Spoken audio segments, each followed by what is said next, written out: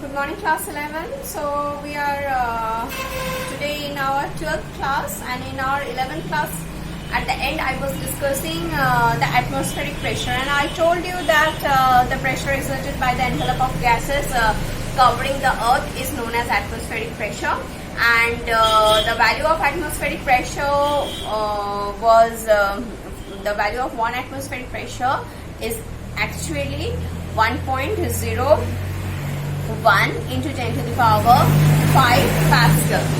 So as because it is a pressure, so obviously Pascal can be its unit, not can be, Pascal is one of its unit, but apart from this, bar is also unit to measure the atmospheric pressure. And there are different types of instruments which can also help us to measure the atmospheric pressure. So in our course, we are having the torsionary barometer. Torsionary barometer is the barometer based on the mercury. So previously at its initial time, so it was designed like this, that when a vacuum tube will be inserted in a tub containing mercury, a rise and fall can be observed depending on the atmospheric pressure on the open surface of the mercury level. So a rise or fall in the tube, rise or fall of mercury in the tube can be observed because of the changing atmospheric pressure on the open surface of the mercury level. So when you will enter the physics lab, when the school will reopen, hope everything gets well very soon, and we can, in spite of taking the online classes, we can meet in the real classroom as well. So in our physics lab, you can see this type of, you will not see this one because it is the old version, as because it has many drawbacks, so it is not portable, because it can break easily, the mercury can fall out. Mercury is a very expensive liquid metal, so, and also the dust can settle on the mercury surface, which will contaminate the entire process. So then it was modernized, it was entirely transformed in a cylindrical tube form, where this type of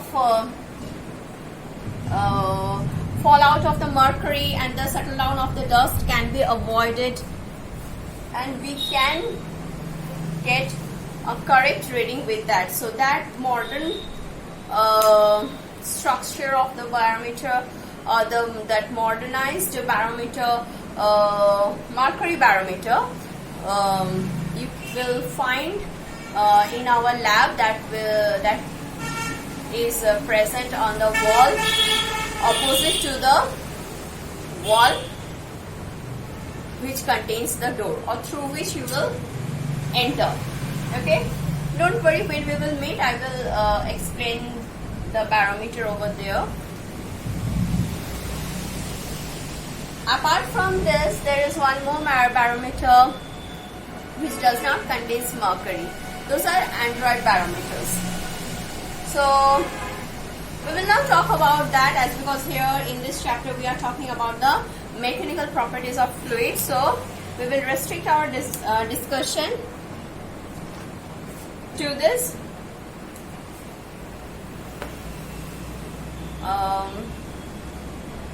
Torsionary barometer, and I would also like to introduce one more name, that is the open tube manometer. Open tube manometers are the instrument which also helps us to determine the pressure of any system.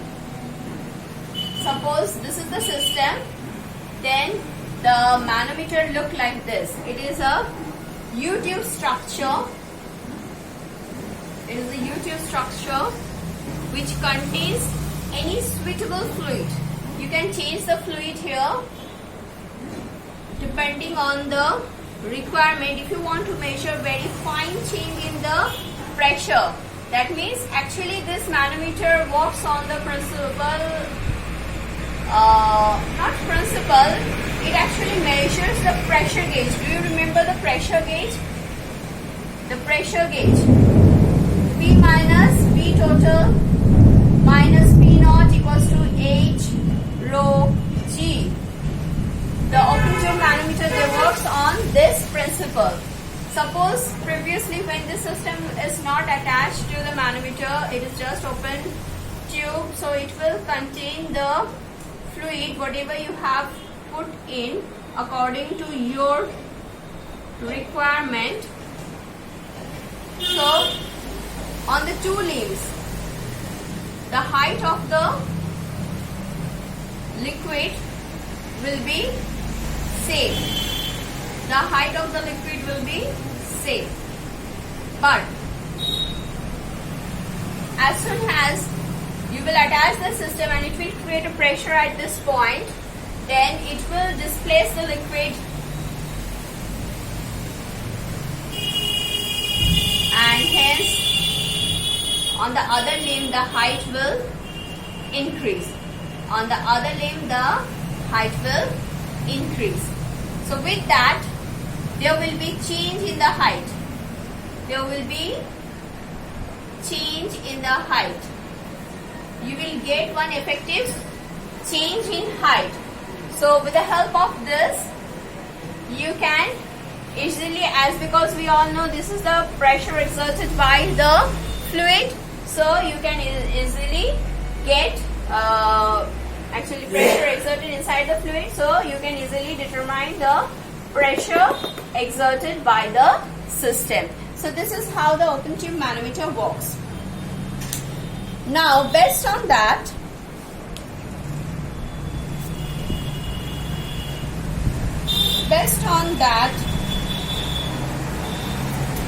okay, I was telling you about the bar.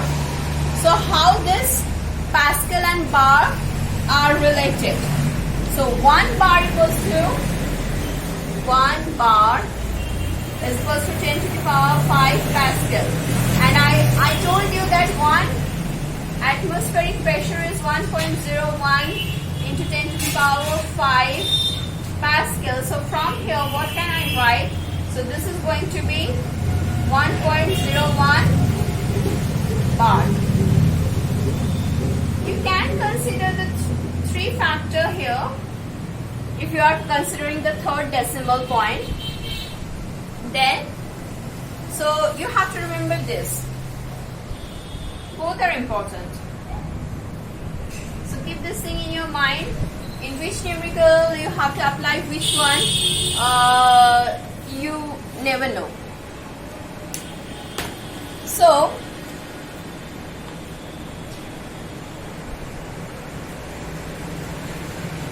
let us just solve one numerical. Based on, the first one is based on the application of Pascal's law. Listen to the question very carefully. In a hydraulic lift, the surface area of the input piston is 10 centimeters square. So for you, I am drawing the figure.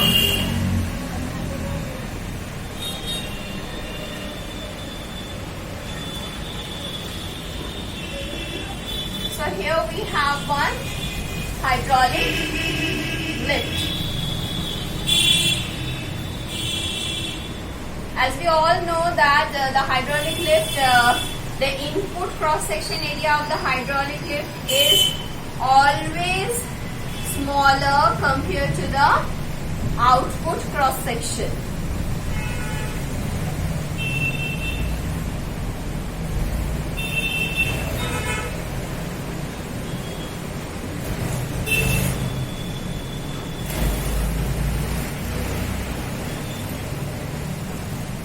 So let this be the output one and this be the input one.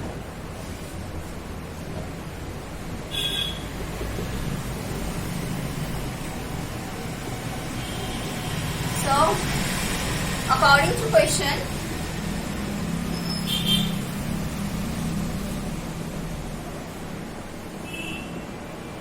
according to question, what we have, the surface area of the input piston is 10 centimeter square. I'm writing it as like this, A in 10 centimeter square. The surface area of the output piston is 3000 centimeter square. A out 3000 cm square. As both are given in centimeters, so I will not change the unit here, because while taking the ratio, the unit will not have its effect. A 100 Newton force is applied to the input piston. So F in is 100 Newton. Now rises the output piston on by 1 meter. So the displacement of, I'm just writing it P out. Displacement of P out is 1 meter.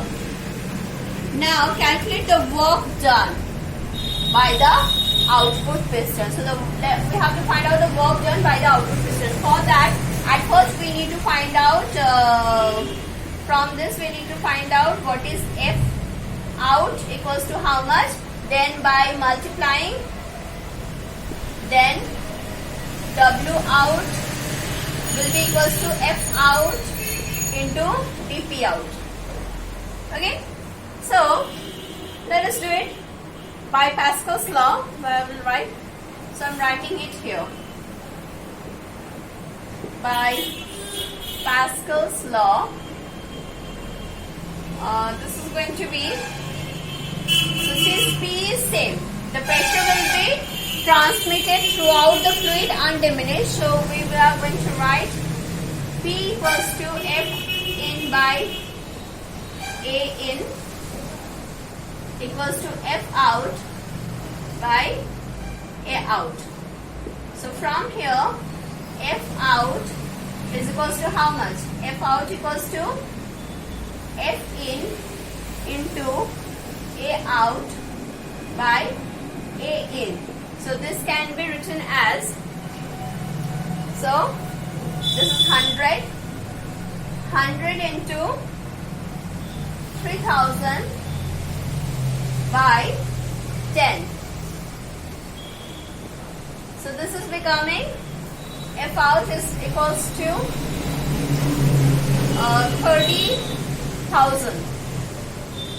30,000 Newton. So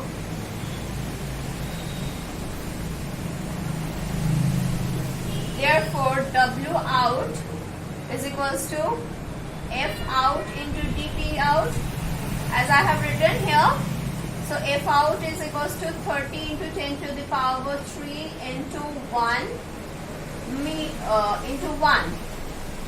So this is going to be the work done. So the answer is 30 into 10 to the power 3 joule. So the work done by the output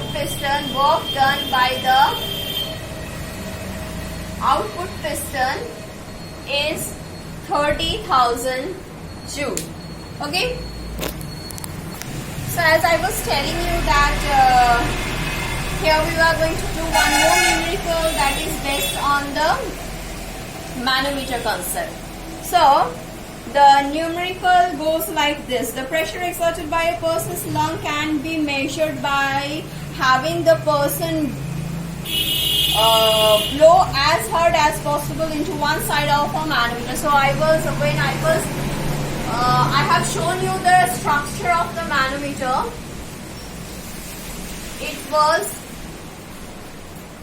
It is nothing but a U-tube. So YouTube doesn't mean that what YouTube you find in your internet. No, as because this tube looks like U, so it is called the U-tube. One thing, please keep it in your mind that both the limbs of the YouTube will have the same cross section area.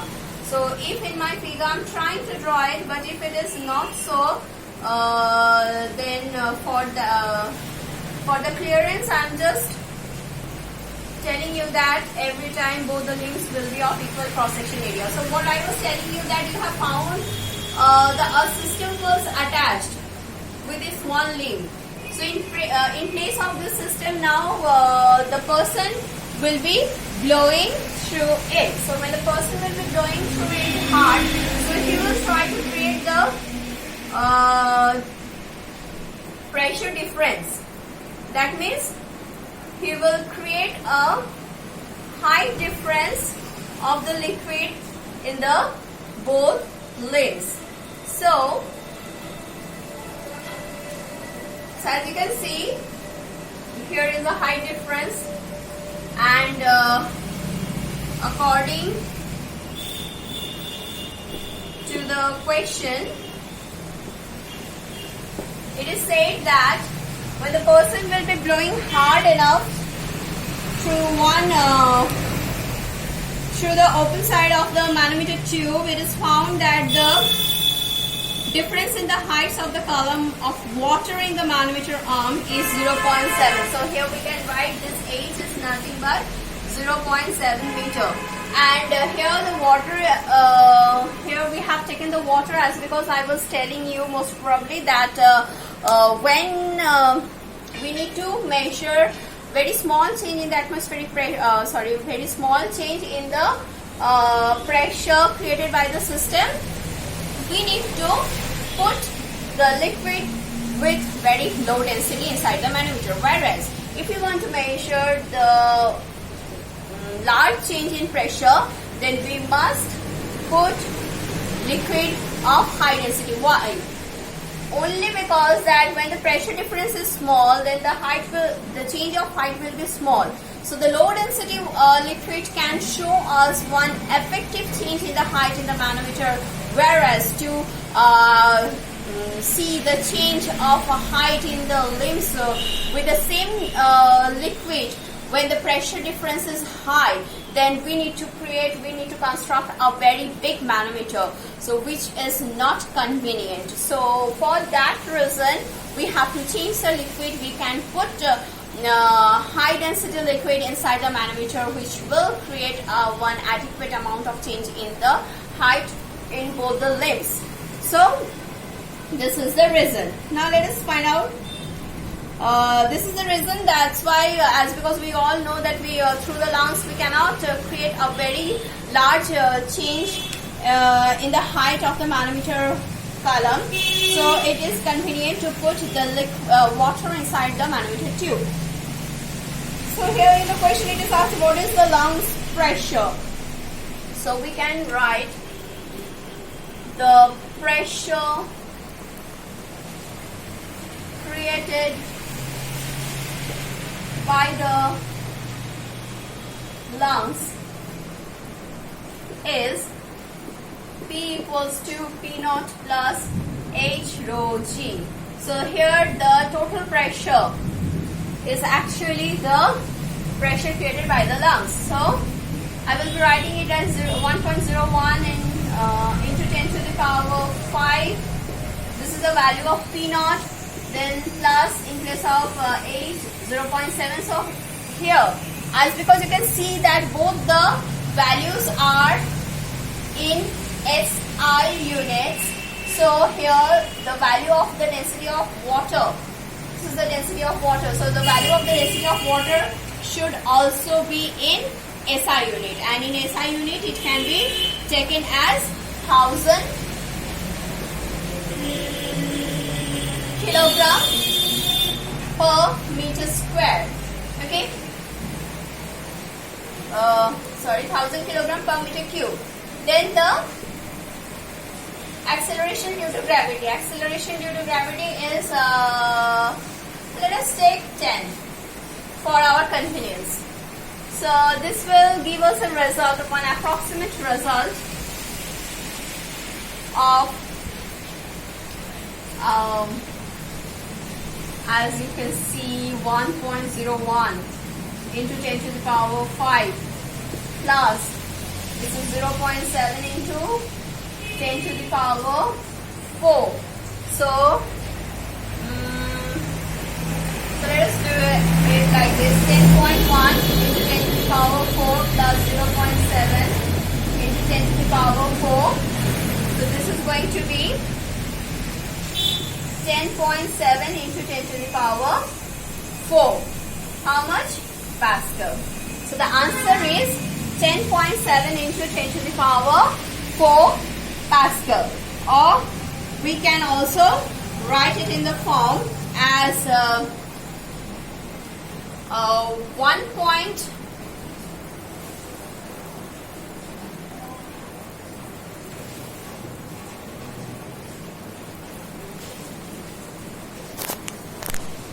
1.07 into 10 to the power 5 Pascal.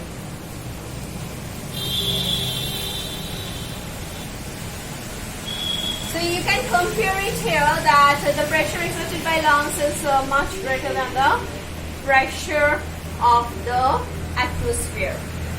So this is how you can solve different types of problems based on whether Pascal's law or based on this manometer. In our next class, I will continue with the Archimedes principle. Till then, revise the chapter and take a very good care of yourself. Thank you.